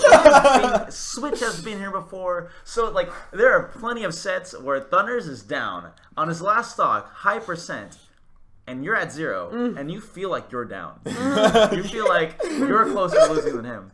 And the stock immediately begins, and Flip gets grabbed. And you're like, oh my god. No. Oh my god, he's going to get by. Thunders goes over and takes Flip to like 110, but can't close it out. And then Flip saves the day. Barely, dude. He's like, whoa. He kills Thunders, and he takes his first game of Grand Finals. He's like, thank the Lord. After that game, like, Flip is just sitting there. He's like, oh my god. He's just, like, so nervous. Right? He's like, thank God I took that. He's like, literally, like, saying this stuff out loud. Thunders is just laughing. Like, Flip is so, like, visibly shaken by the fact that he almost got fucked. Please watch Grands. It's the funniest thing. It's actually, like, even though Flip gets, like, Sort of mildly bodied. Actually, every game is, like, really hype. Like, I know... Flip actually takes the lead in a lot of those games before Thunders brings it back. Yeah, it's actually really amazing. In typical Thunders fashion. Yeah. So, I don't know if there's anything else people want to mention. We'll just do a final tally. I believe it was 8 games that Thunders played. 11 sets. Yeah, 11 sets. Oh, dropped 4 games. Yeah. So that means that it's 8 times... No, he dropped 5. He dropped 5. Oh. 2 to J-Fist, 1 to Twisty, 1 to Hyper, 1 to Fuzz, 1 to Flip. So then let's do it like this then, because if you need 3 games to win a set. If you play 11 sets and losers, that's 33 games automatically. Dropped 5, that's 38 plus the 3 that he wins. But yeah. Yeah. So he played. I think the total is like 44 games. So he played 44 games of Smash.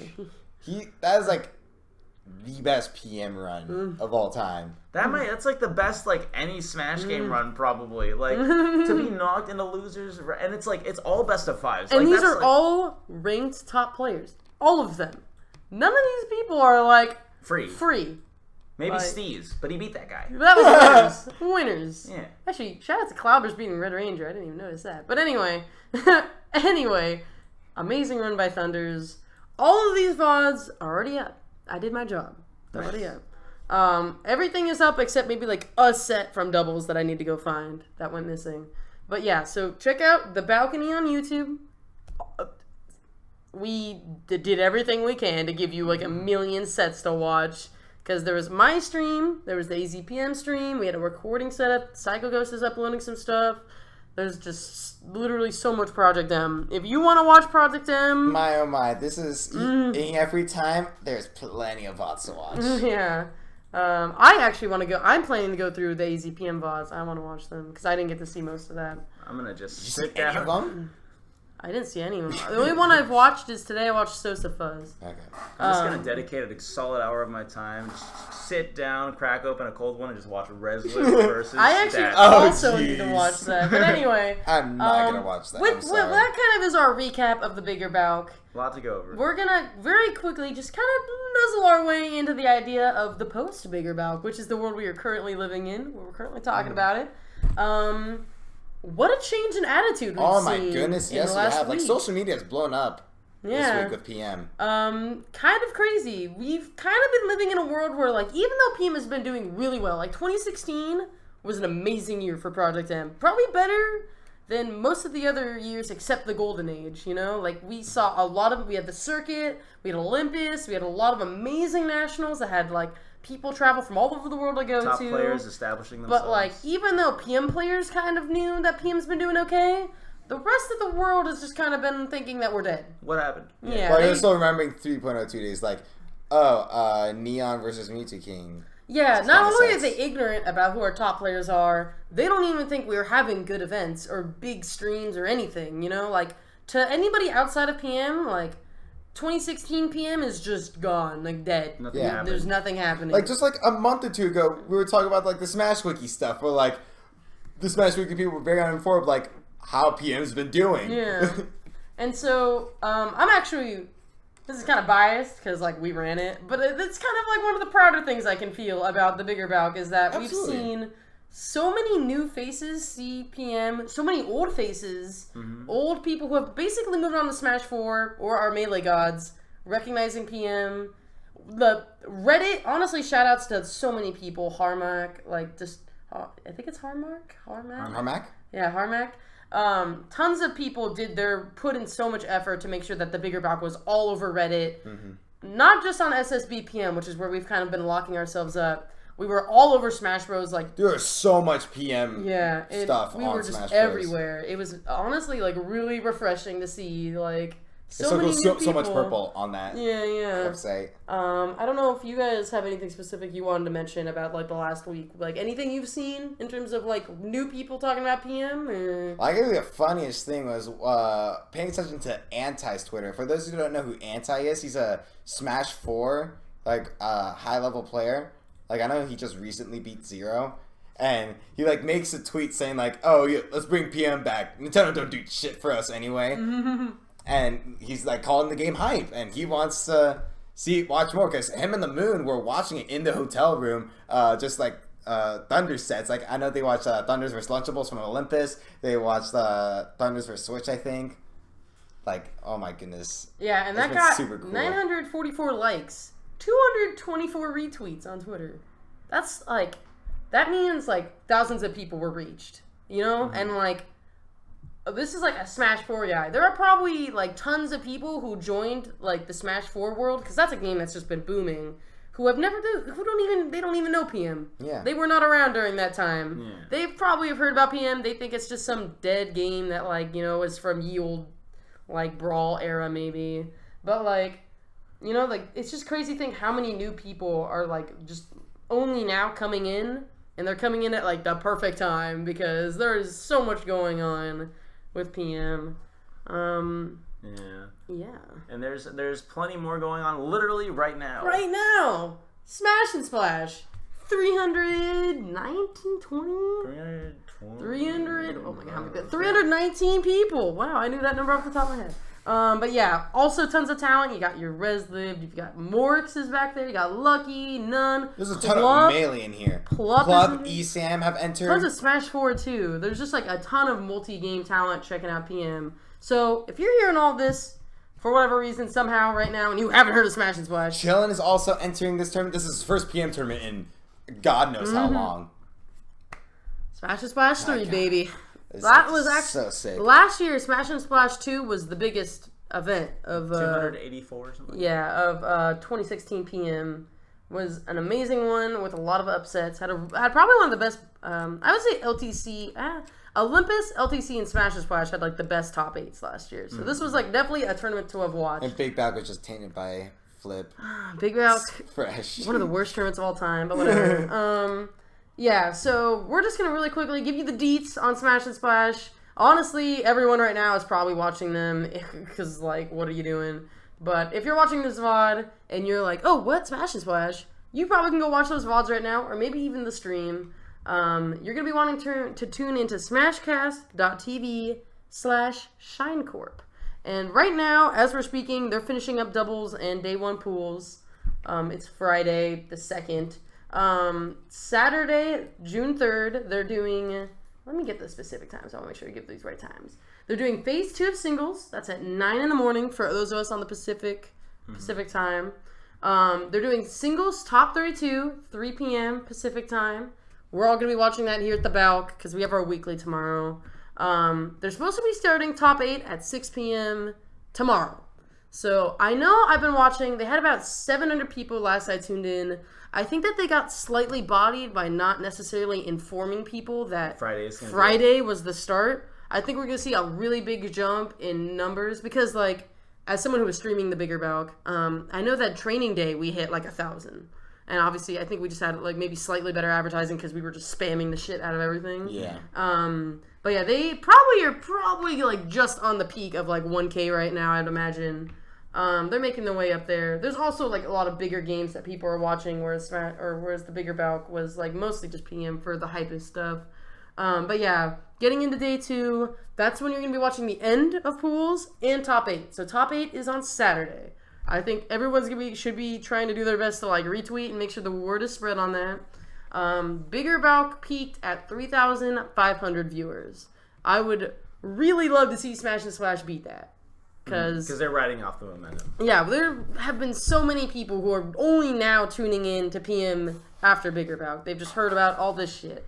So I'm thinking, like, the rest of this summer, we should only be seeing that view count go up by the time we hit, like, the circuit finale or whatever. So yeah, one more time. We got ShineCorp, smashcast.tv/ShineCorp for the main stream. They do also have a secondary stream, which is smashcast.tv Great Lakes Smash.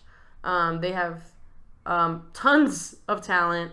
There is Junebug and Lunchables, although they are going, as far as I know, secondaries. I know Lunchables definitely is going secondaries. Yeah, he's not touching Roy at all. Yeah, he was going Roy in doubles, but I think that was just for doubles. We also have Hyperflame, we have Professor Pro, we have Switch, who made the 30-hour drive from Bigger Balc over there. Like, he just at last minute, instead of flying to New York and then flying from New York to Michigan or Wisconsin, wherever this is being held in, he said last minute, hey, I was going to hop onto the Squad vehicle with Brother Rob, Troy, and somebody else is in there.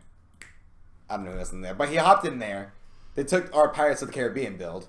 Oh, they did. Thankfully, I have that on your computer. I want to upload that. But anyway, the handwarmer build, by the way. It's the handwarmer build. Yeah, everyone who played at Bigger Balc on deck. Day 2 for stream got to play on that build. It literally has Pirates of the Caribbean theme song for literally every song in the entire build. On the menu, on every stage, fantastic. On the results screen. But anyway, I'm just going to go through a couple more of these hype players. You also have Hungry Box. He's going to be making another run. He got 17th at the Bigger Balc, I believe. So lost to Emikill and loses. That was the most hilarious pop-off I've seen. We have Dirt Boy repping the Midwest. We have Fresh. We have Ripple, Marshall, Soth, Lucky Nut. Just boom. Tons of talent. You want to watch them. Top 8's going to be stacked. And time-wise, one more time, 9 p.m. PST. 9 a.m. for the end of singles. I'm sure they're finishing up doubles right now. We have singles top 32, which is going to be starting in the afternoon at 3 p.m. Pacific time. And then finally, top 8 is slated to start around 6 p.m. Pacific time. Still talking in Pacific time. Yeah. But anyway, I don't know if anybody has any final thoughts before we wrap it up here. Just that we're going to be talking about Smash and Splash also, and that's going to happen on Monday. Yeah, so... You get a double dose this week. double dipping on the Balcast, because honestly, there's so much to talk about with the Bigger Balc, and... I mean, even we're just riding off the hype. I mean, I know I'm really happy it's done. Oh, yeah, Woo! But anyway. Courtney gets to relax, and Jason. Relax. Yeah. Not really. But anyway, thank you guys so much for tuning in. Most of you guys are going to be watching this on YouTube. This is the best time to be getting your ass on Twitter. Because, absolutely. Yeah. There's so much going on. We already had a Balcast about this, but we need to keep working on spreading that content. I'm going to be putting this on the Smash Bros. Reddit. I'm going to be putting this on Twitter and Facebook. All most people have to do is just retweet it. We just need more people to be spreading the word. And so many people have been. This last week has been amazing. So keep doing the word of the world and keeping that PM goodness going. But I don't know if anyone else has anything else to say. We're all good? Good to go. Follow me on Twitter at Teals_BCB. Cool. Sick. Adios.